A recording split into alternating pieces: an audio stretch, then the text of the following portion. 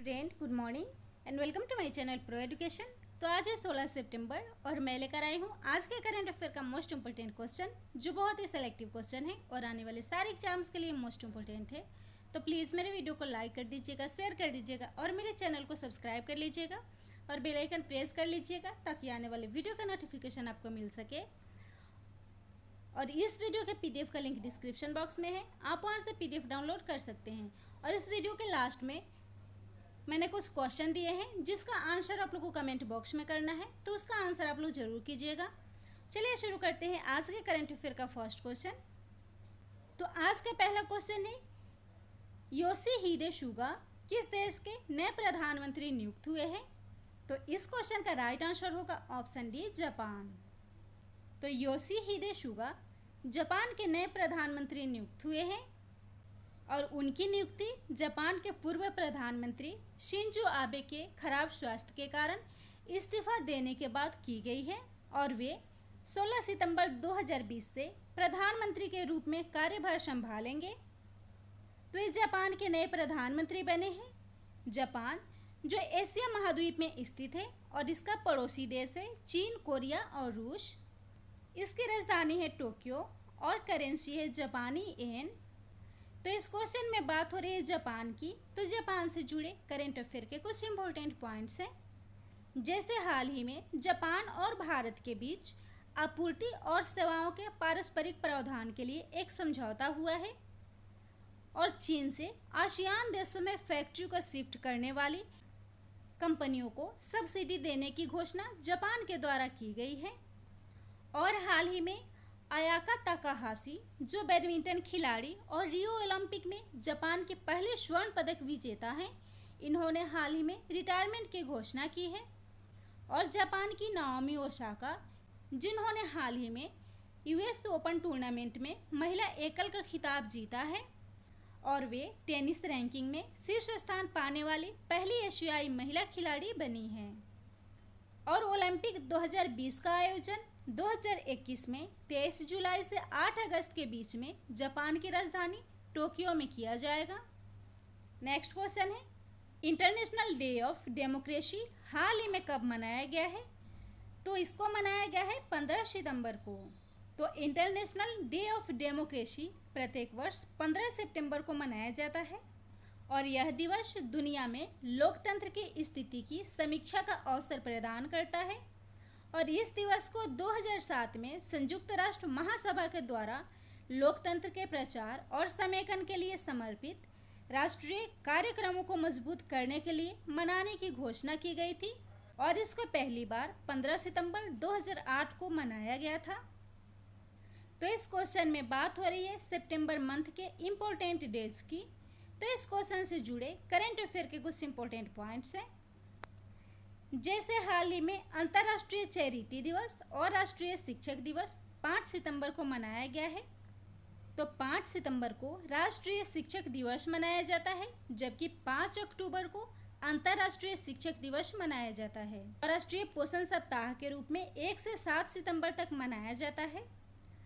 और international day of clean air for blue skies को 7 सितंबर, अंतर्राष्ट्रीय साक्षरता दिवस को 8 सितंबर, शिक्षा को हमलों से बचाने का अंतर्राष्ट्रीय दिवस 9 सितंबर और वर्ल्ड सुसाइड प्रिवेंशन डे 10 सितंबर, प्राथमिक उपचार दिवस को 12 सितंबर यानी कि सितंबर के दूसरे शनिवार को प्रत्येक वर्ष, और 12 सितंबर को दक्षिण सहयोग का अंतर्राष्ट्रीय दिवस भी मनाया गया है।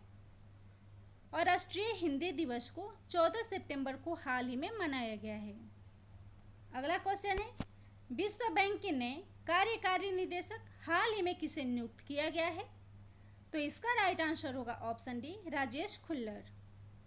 तो राजेश खुल्लर हाल ही में विश्व बैंक के नए कार्यकारी निदेशक नियुक्त हुए हैं और वे 1988 बैच के आईएएस अधिकारी हैं और उन्हें वाशिंगटन डीसी स्थित वर्ल्ड बैंक का एग्जीक्यूटिव चेयरमैन यानी कि कार्यकारी निदेशक नियुक्त किया गया है और वे वर्तमान में हरियाणा के मुख्यमंत्री मनोहर लाल खट्टर के प्रधान सचिव के रूप में कार्यरत हैं। और राजेश खुल्लर कार्यकारी निदेशक के रूप में विश्व बैंक में भारत, बांग्लादेश, भूटान और श्रीलंका का प्रतिनिधित्व करेंगे। तो यहाँ बात हो रही है विश्व बैंक की, यानी कि वर्ल्ड बैंक, जिसकी स्थापना हुई थी जुलाई 1944 में। हेडक्वार्टर है वाशिंगटन डीसी। एमडी और सीएफओ हैं अंशुला कांत और इसके अध्यक्ष है डेविड मालपस। तो इस क्वेश्चन में बात हो रही है विश्व बैंक की। तो विश्व बैंक से रिलेटेड करेंट अफेयर के कुछ इंपॉर्टेंट पॉइंट्स हैं, जैसे भारत ने हाल ही में विश्व बैंक की सहायता से चंबल के बीहड़ों को कृषि योग्य भूमि में बदलने की योजना बना रही है।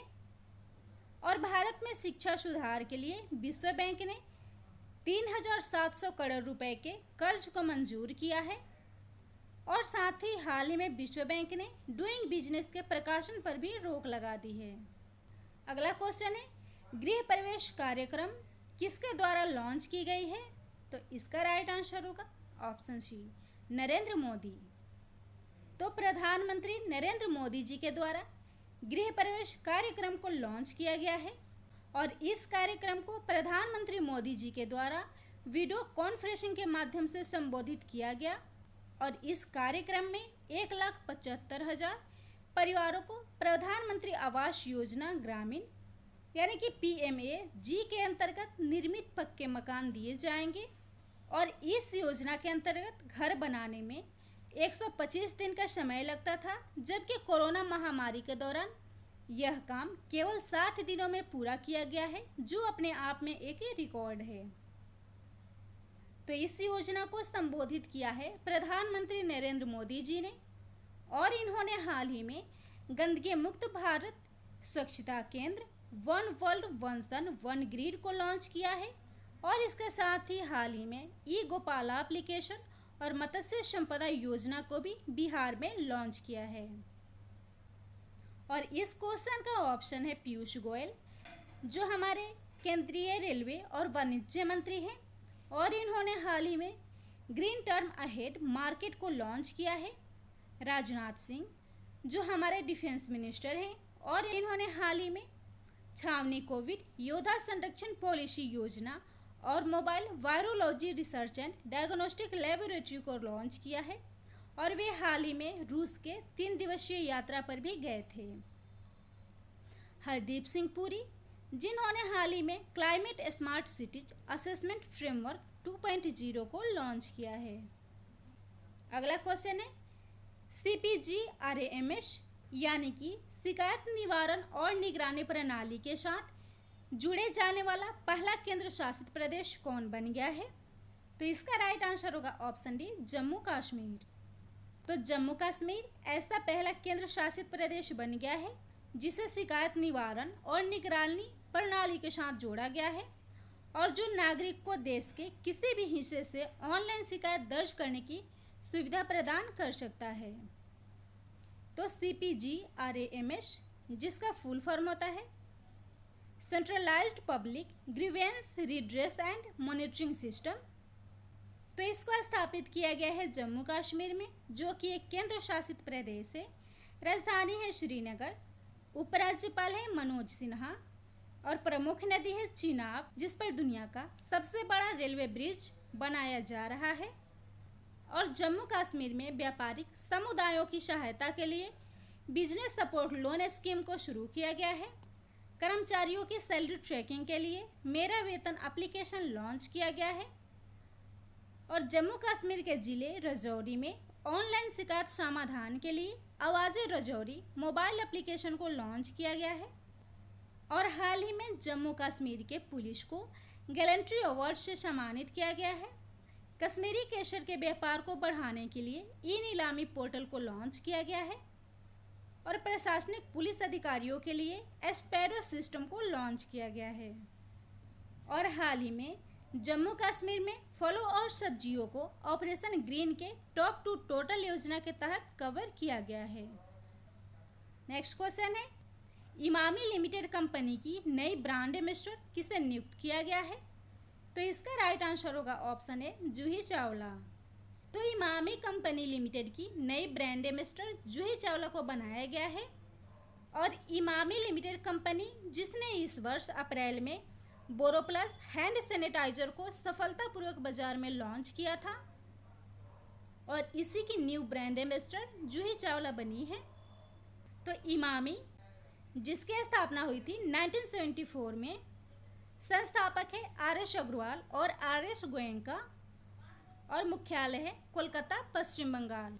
तो इसके साथ ही इस क्वेश्चन में दिए गए ऑप्शन को भी डिफाइन कर लेते हैं। तो इस क्वेश्चन का फर्स्ट ऑप्शन है आमिर खान, जिन्हें हाल ही में 2020 में वीवो मोबाइल का ब्रांड एम्बेसडर बनाया गया है। ऐश्वर्या राय बच्चन, जो eye bank association of India, L'Oreal Longines, लक्ष्य, पल्स पोलियो कैंपेन और कोक की ब्रांड एम्बेसडर हैं। और अक्षय कुमार, जो डॉलर क्लब वेस्ट, माइक्रोमैक्स और थम्सअप के ब्रांड एम्बेसडर हैं। और हाल ही में प्रियंका चोपड़ा को टोरंटो फिल्म फेस्टिवल 2020 का ब्रांड एम्बेसडर नामित किया गया है। और वेक्टर्स इंडस्ट्री लिमिटेड के ब्रांड एम्बेसडर करीना कपूर और सैफ अली खान को बनाया गया है। अगला क्वेश्चन है, टिकटॉक ने किसे अपना तकनीकी साझेदार बनाया है? तो इसका राइट आंसर होगा ऑप्शन बी, ओरेकल। तो टिकटॉक ने अमेरिकी तकनीकी साझेदारी के लिए ओरेकल को सिलेक्ट किया है और दोनों संस्थाओं द्वारा साझेदारी पर हस्ताक्षर पिछले महीने अमेरिका के राष्ट्रपति डोनाल्ड ट्रंप द्वारा हस्ताक्षरित एक कार्यकारी आदेश के कारण की गई थी। तो टिकटॉक, जिसका ऑनर है बाइट डांस कंपनी, इसकी स्थापना हुई थी 2012 में। इसके संस्थापक हैं झांग इमिंग और इसके अंतरिम एमडी और सीईओ बने हैं वैनेसा पाप्स। अगला क्वेश्चन है, अरुण श्रीनिवास को किस सोशल मीडिया प्लेटफॉर्म के वैश्विक व्यापार समूह का प्रमुख नियुक्त किया गया है? तो इसका राइट आंसर होगा ऑप्शन सी, फेसबुक। तो अरुण श्रीनिवास फेसबुक के ग्लोबल बिजनेस ग्रुप के प्रमुख बने हैं और वे इससे पहले कैब सेवा ओला मोबिलिटी में मुख्य परिचालन अधिकारी और वैश्विक मुख्य विपणन अधिकारी थे, जो फेसबुक से जुड़ चुके हैं। और श्रीनिवासन फेसबुक के ग्लोबल बिजनेस ग्रुप के प्रमुख के रूप में भारत के प्रमुख चैनल्स में फेसबुक के राजस्व में वृद्धि के लिए कंपनी के रणनीतिक संबंधों को बढ़ावा देंगे। तो फेसबुक, जिसकी स्थापना हुई थी 2004 में, हेडक्वार्टर है कैलिफोर्निया, यूएसए और इसका सीईओ है मार्क जुकरबर्ग। और फेसबुक ने हाल ही में आपत्तिजनक पोस्ट निगरानी के लिए ओवरसाइट कंटेंट बोर्ड जैसे फीचर को लॉन्च किया है। अगला क्वेश्चन है, यूरोमनी द्वारा 2020 के लाइफ टाइम अचीवमेंट अवार्ड से किसे सम्मानित किया गया है? तो इसका राइट आंसर होगा ऑप्शन ए, आदित्य पुरी। तो आदित्य पुरी, जिन्हें हाल ही में लाइफ टाइम अचीवमेंट अवार्ड से सम्मानित किया गया है और वे एचडीएफसी बैंक के एमडी यानी कि प्रबंध निदेशक हैं, जिन्हें यूरोमनी अवार्ड्स ऑफ एक्सीलेंस 2020 द्वारा लाइफ टाइम अचीवमेंट अवार्ड से सम्मानित किया गया है। और यह अवार्ड उन्हें एक विश्व स्तरीय बैंक के निर्माण में उनके कौशल और उत्कृष्ट योगदान के लिए दिया गया है। तो यूरोमनी अवार्ड्स फॉर एक्सीलेंस पुरस्कार, जो सर्वश्रेष्ठ बैंकों और बैंकर्स को प्रदान किए जाते हैं, इसकी स्थापना हुई थी 1992 में।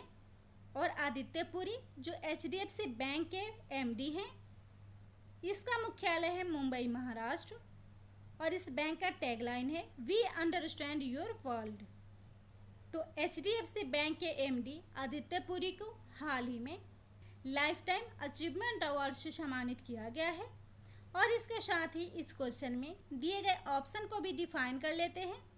तो इस क्वेश्चन का फर्स्ट ऑप्शन है गगन अरोड़ा, जिन्हें हाल ही में सीईओ ऑफ द ईयर 2020 पुरस्कार से सम्मानित किया गया है। नटराजन चंद्रशेखरन को यूएस ग्लोबल लीडरशिप अवार्ड 2020 से सम्मानित किया गया है। और वेद प्रकाश दुदेजा को infra business leader of the year award से सम्मानित किया गया है। अगला क्वेश्चन है, हाल ही में किसे राज्यसभा का उपसभापति बनाया गया है? तो इसका राइट आंसर होगा ऑप्शन ए, हरिवंश नारायण सिंह।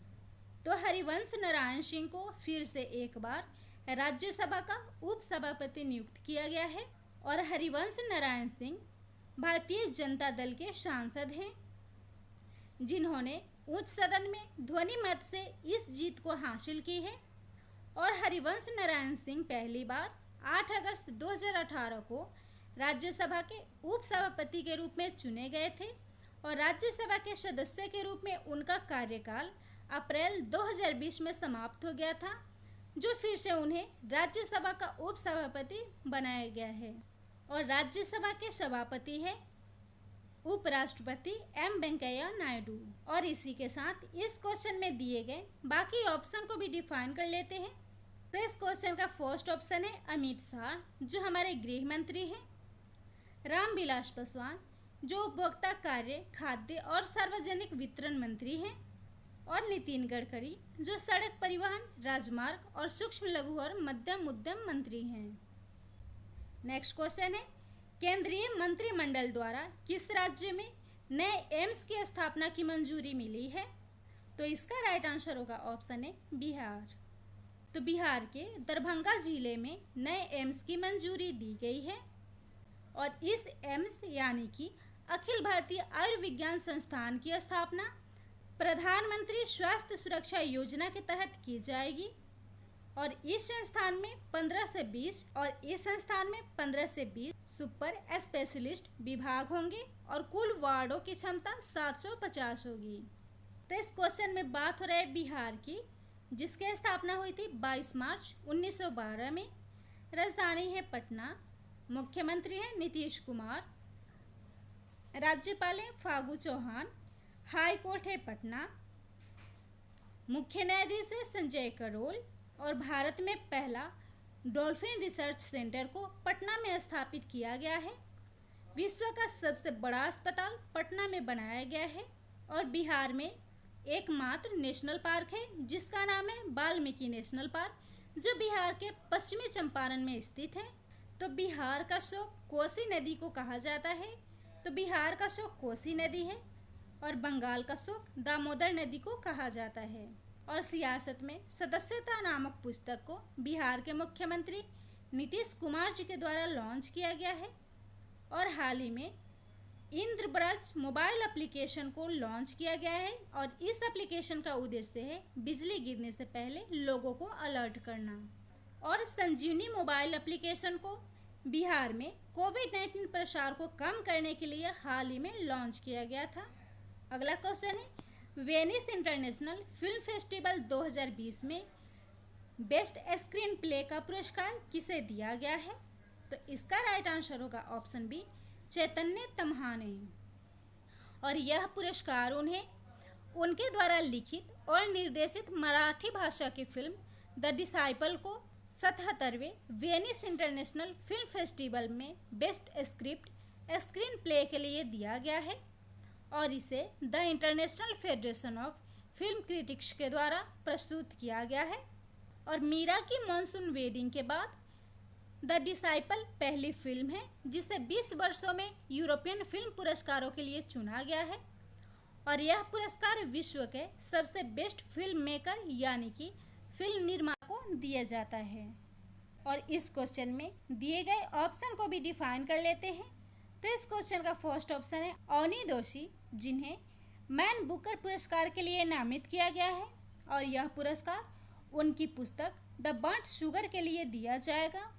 राधा भाटिया, जिन्हें इंटरनेशनल कुक बुक अवार्ड से सम्मानित किया गया है और यह पुरस्कार उनके द्वारा लिखी पुस्तक lassi of the India with a twist के लिए दिया जाएगा। और केजंग डी थोंगडोक, जो अरुणाचल प्रदेश के फिल्म निर्माता हैं और इन्हें हाल ही में दादा साहेब फाल्के पुरस्कार से सम्मानित किया गया है। और आज का क्वेश्चन है जिसका आंसर आप लोग को कमेंट बॉक्स में करना है। तो फर्स्ट क्वेश्चन है स्मार्ट असिस्ट एक रियल टाइम असिस्टेंट सर्विस किसके द्वारा लॉन्च की गई है? आप लोग को इस क्वेश्चन का राइट आंसर कमेंट बॉक्स में करना है। और सेकेंड क्वेश्चन है पेंशनर्स कॉर्नर मोबाइल एप्लीकेशन को किस सुरक्षा बल ने लॉन्च किया है? तो इन दोनों क्वेश्चन का आंसर आप लोग कमेंट बॉक्स में कीजिएगा।